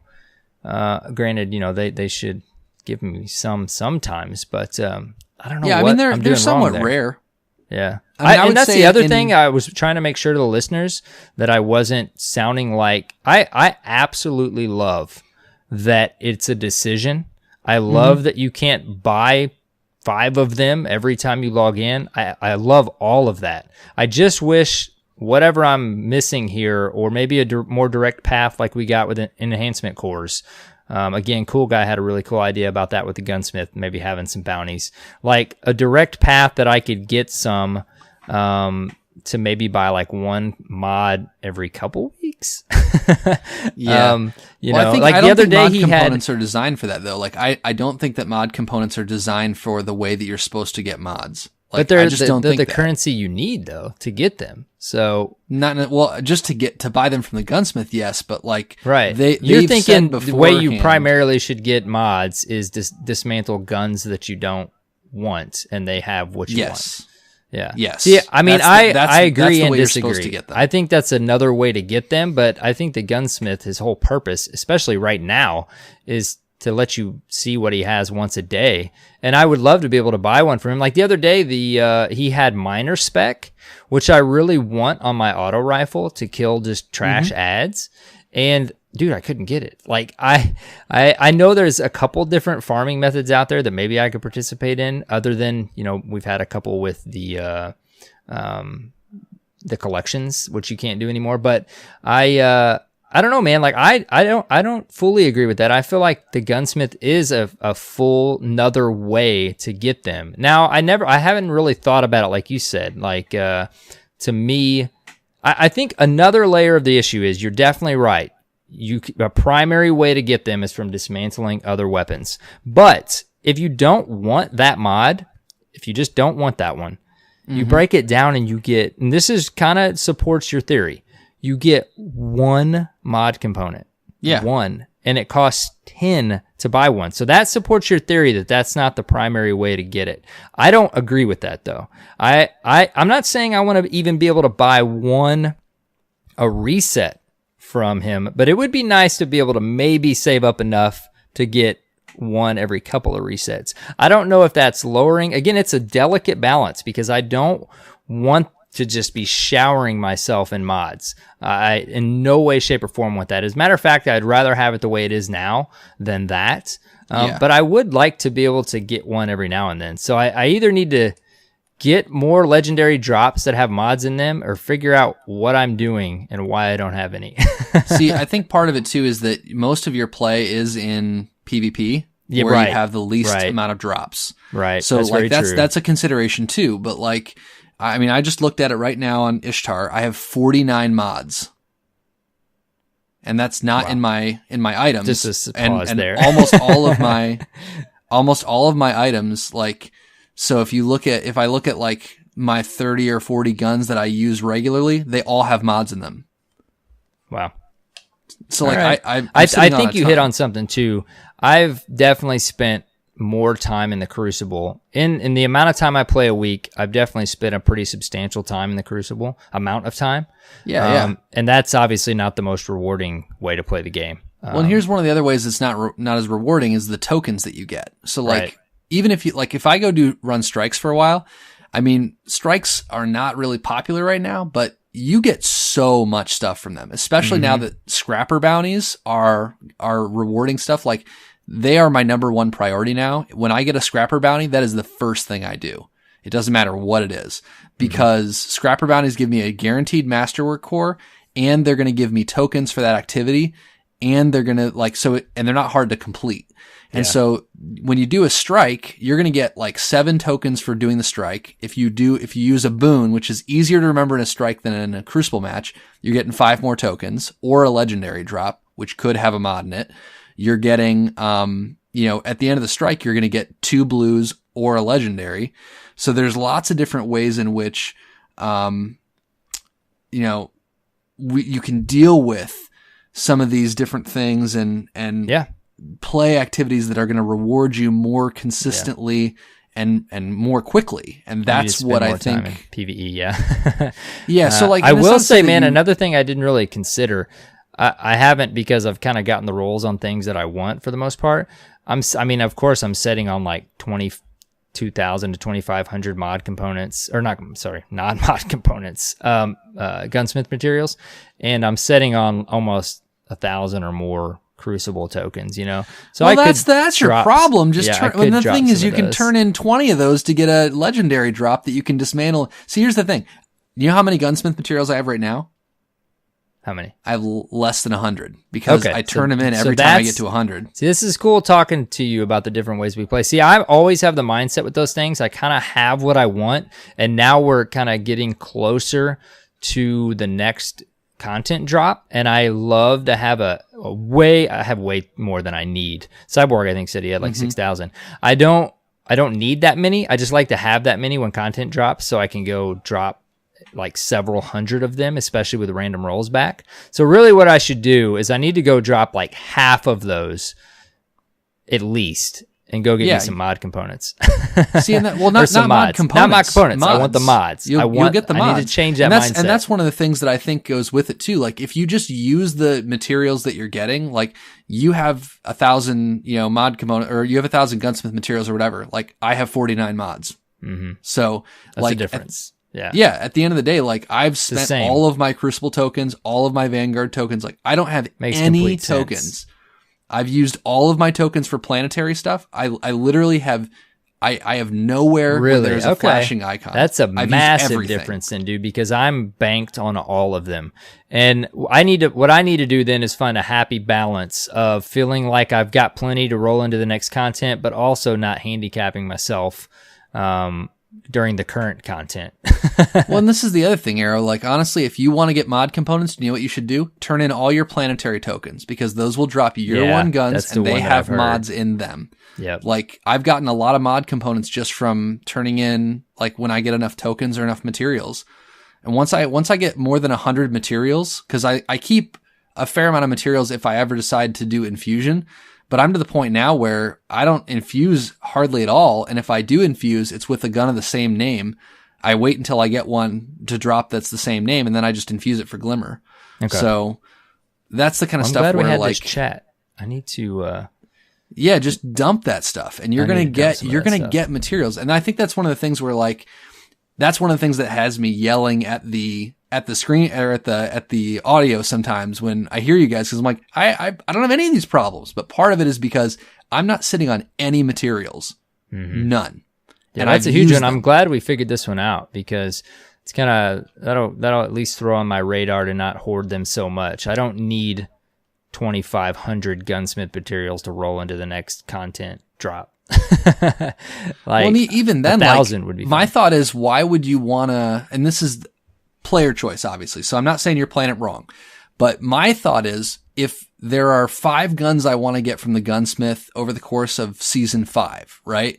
Mm-hmm. Why would I want to get all of them on day 1? Yeah. Because there's no reason to keep playing the game and getting them. And every drop that you get, like when you get a drop once every few hours, you're not like, it doesn't mean anything once you've got those 5 drops. I always find a happy balance with that too. Like I don't like max everything out as far as like XP bars and do that whole thing and watch the prep. I do watch the prep videos that some of the content creators will throw out, but I don't really participate in that a whole lot.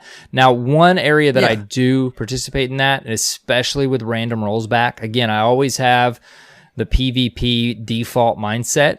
I'm always thinking about like, okay, there's going to be a certain roll I want on a weapon, and I want to be able to try to get that pretty quick. I don't want to like cheapen the expansion. I want to do that as little as possible. I definitely want to take a while to get through different things.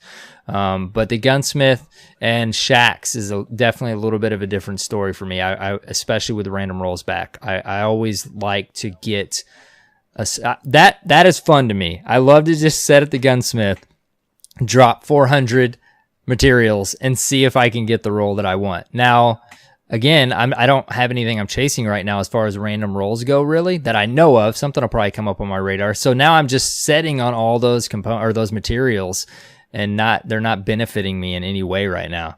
So yeah, we definitely have stumbled upon something here. I need to go dump some of these. And like even when I'm redeeming stuff, like so one of the interesting things is my Vanguard rank for season 4 is 120. Wow. So I've redeemed 120 packages in season 4. Wow. Now the reality is that do I have any of those factoring guns? In a little bit there. Yeah, but I've turned in all my tokens. Like, yeah, true. So one of the things though is that like, and I didn't start with this stockpile. I redeemed all my tokens at the end of season 3. I did not keep any. So like I've earned all of those packages during season 4. And part of it is that is one set of tokens that I do not have a lot of. I don't have many. I have like 5 Vanguard tokens. But that's just because obviously I'm not running strikes. So yeah. Well, my point though is that do I already have essentially the rolls that I want on every gun in his inventory? The answer is yes. If I get basically any gun that I get and almost any armor piece that I get, I already have the roll I want. But the reason why I keep doing it is I redeem that because now this is an opportunity. Maybe I will get like a really, really good roll. Mm-hmm. Maybe I will get, something with a mod in it. Maybe I will get, and it's materials. Yeah. And so I just constantly am churning that material grind that will continue to fuel my ability to enhance the stuff that I already have. I might get a masterwork core in something. Like even if it drops and it's like, oh, it's Masterwork 4. I can just dismantle and get a core out of it. Yeah. I don't care about the roll because I already have a better rolled version of it. And there's some though that are like, I'd like to get a better roll on my main ingredient. It's it's the only Vanguard gun that I'm actually looking for a better roll on. And so in that case, like, sure, if I get a main ingredient, cool, that has a better roll. Yeah. But I probably won't. But even if I don't, I'm going to get mods and I'm going to get all kinds of other stuff, Yeah. That's a part of my OCD plan too, man. Like I always create this artificial threshold that I don't want to go below. And I'm like, if I go below 500 gunsmith materials, I just can't do that. And there's really no reason why I can't, other than, like I said, prepping to have some for the next expansion or something. But no, this is cool, man. This is great conversation. The listeners, again, like we've already mentioned, you'll have to let us know what you think of these conversations Joe and I are having, and how you play the game, and how many materials you have. You have to let us know. Again, you can tweet at us at Destiny Reset, email us destinyresetpodcast@gmail.com, or comment below on YouTube, of course. But Joe, I mean, we've fleshed it out pretty well. It's been fun getting your ideas and your perspective on the way you play the game. Is there anything you wanted to throw out before we move on? My last thing to throw out is you should try running strikes. Once you have enough special ammo finders, try running strikes without primary weapons. I'm not kidding. Like, I do not run primary weapons in strikes anymore. Wow. Strikes are so fun, dude. I always love grinding and running strikes. I'm at that point right now where I don't really have a reason to, other than the fact that they're fun. There is, of course, powerful rewards, but I'm getting them so many other places. Scrapper bounties. Yeah, I know. I do need to jump back in there. Scrapper bounties always go back into strikes. Like, most scrapper bounties are strike related. Very true. Very true. They are my number one priority whenever they drop. Yeah.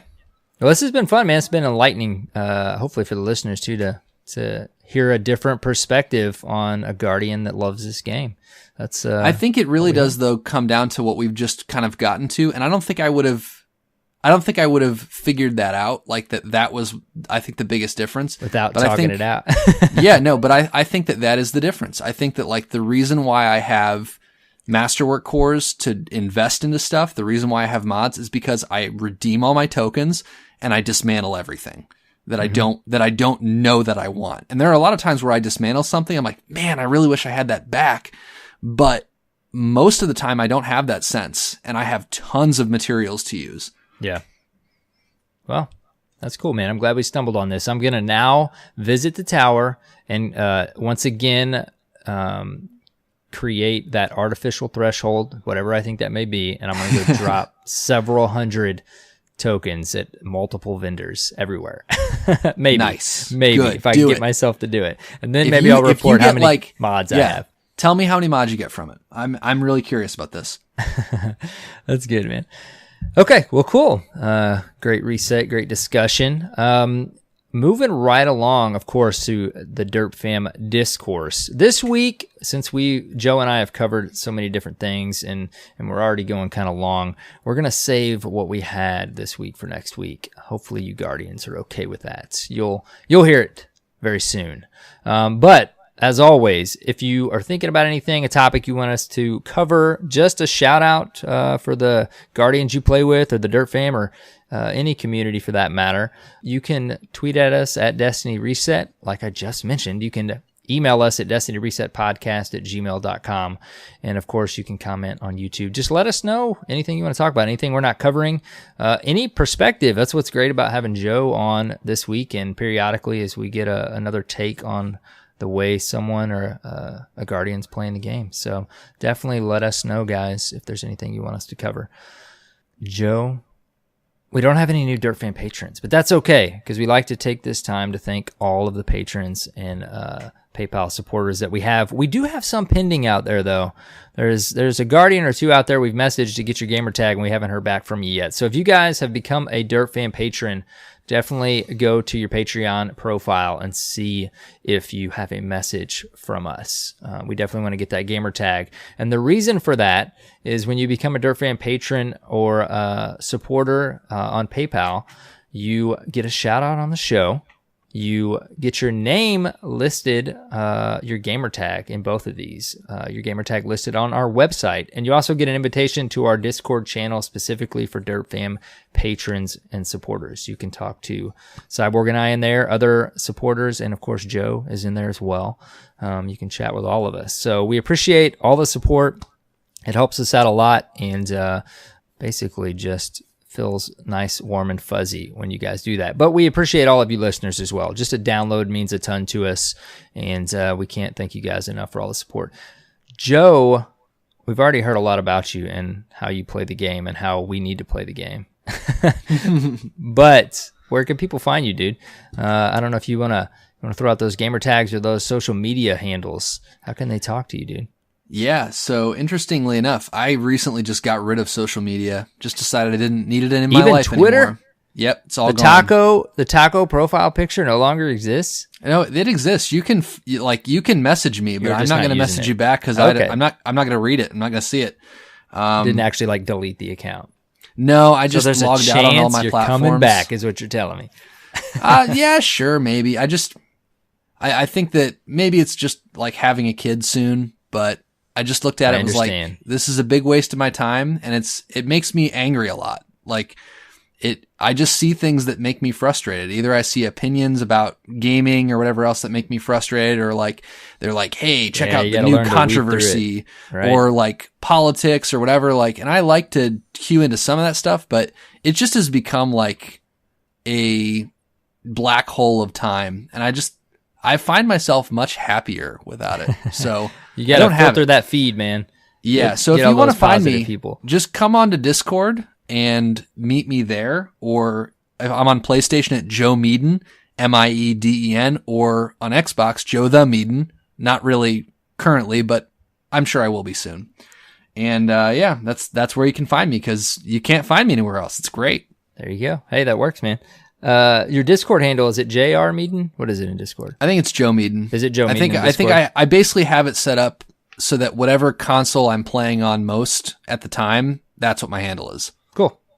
Well, that works. Join the Destiny Reset Discord, discord.gg / Destiny Reset, and message Joe here, and he'd be glad to chat Destiny with you. Of course, I would as well, as many other Guardians in the Discord would. Well, cool, dude. That works. You're always fun to play with on Destiny. We both, I think, used to play more regularly with more people. We still try to, of course, being leaders of the Dirt Fam, but the times we play, like we said, there's just it tends to lean towards solo play. But that's what's great about Destiny. Sometimes it's Iron Banner and you're playing with 5 other Guardians, and sometimes you're playing solo, but you can still have fun either way. Well, there's a lot of time, like weekends, I feel like I end up playing with people a lot more. So yeah, but very cool. Most people are not on between the hours of 4:30 a.m. and 7:30 a.m. You're right, man. Like some of those nights, like tonight recording, I will go to sleep at like 3 or 3:30 in the morning after I do some things related to the podcast and other things before I crash. So there are days that I go to bed an hour before you get up. It's true. Like, and it's like, this is the latest I've stayed up. I mean, like, I'm a night owl by nature.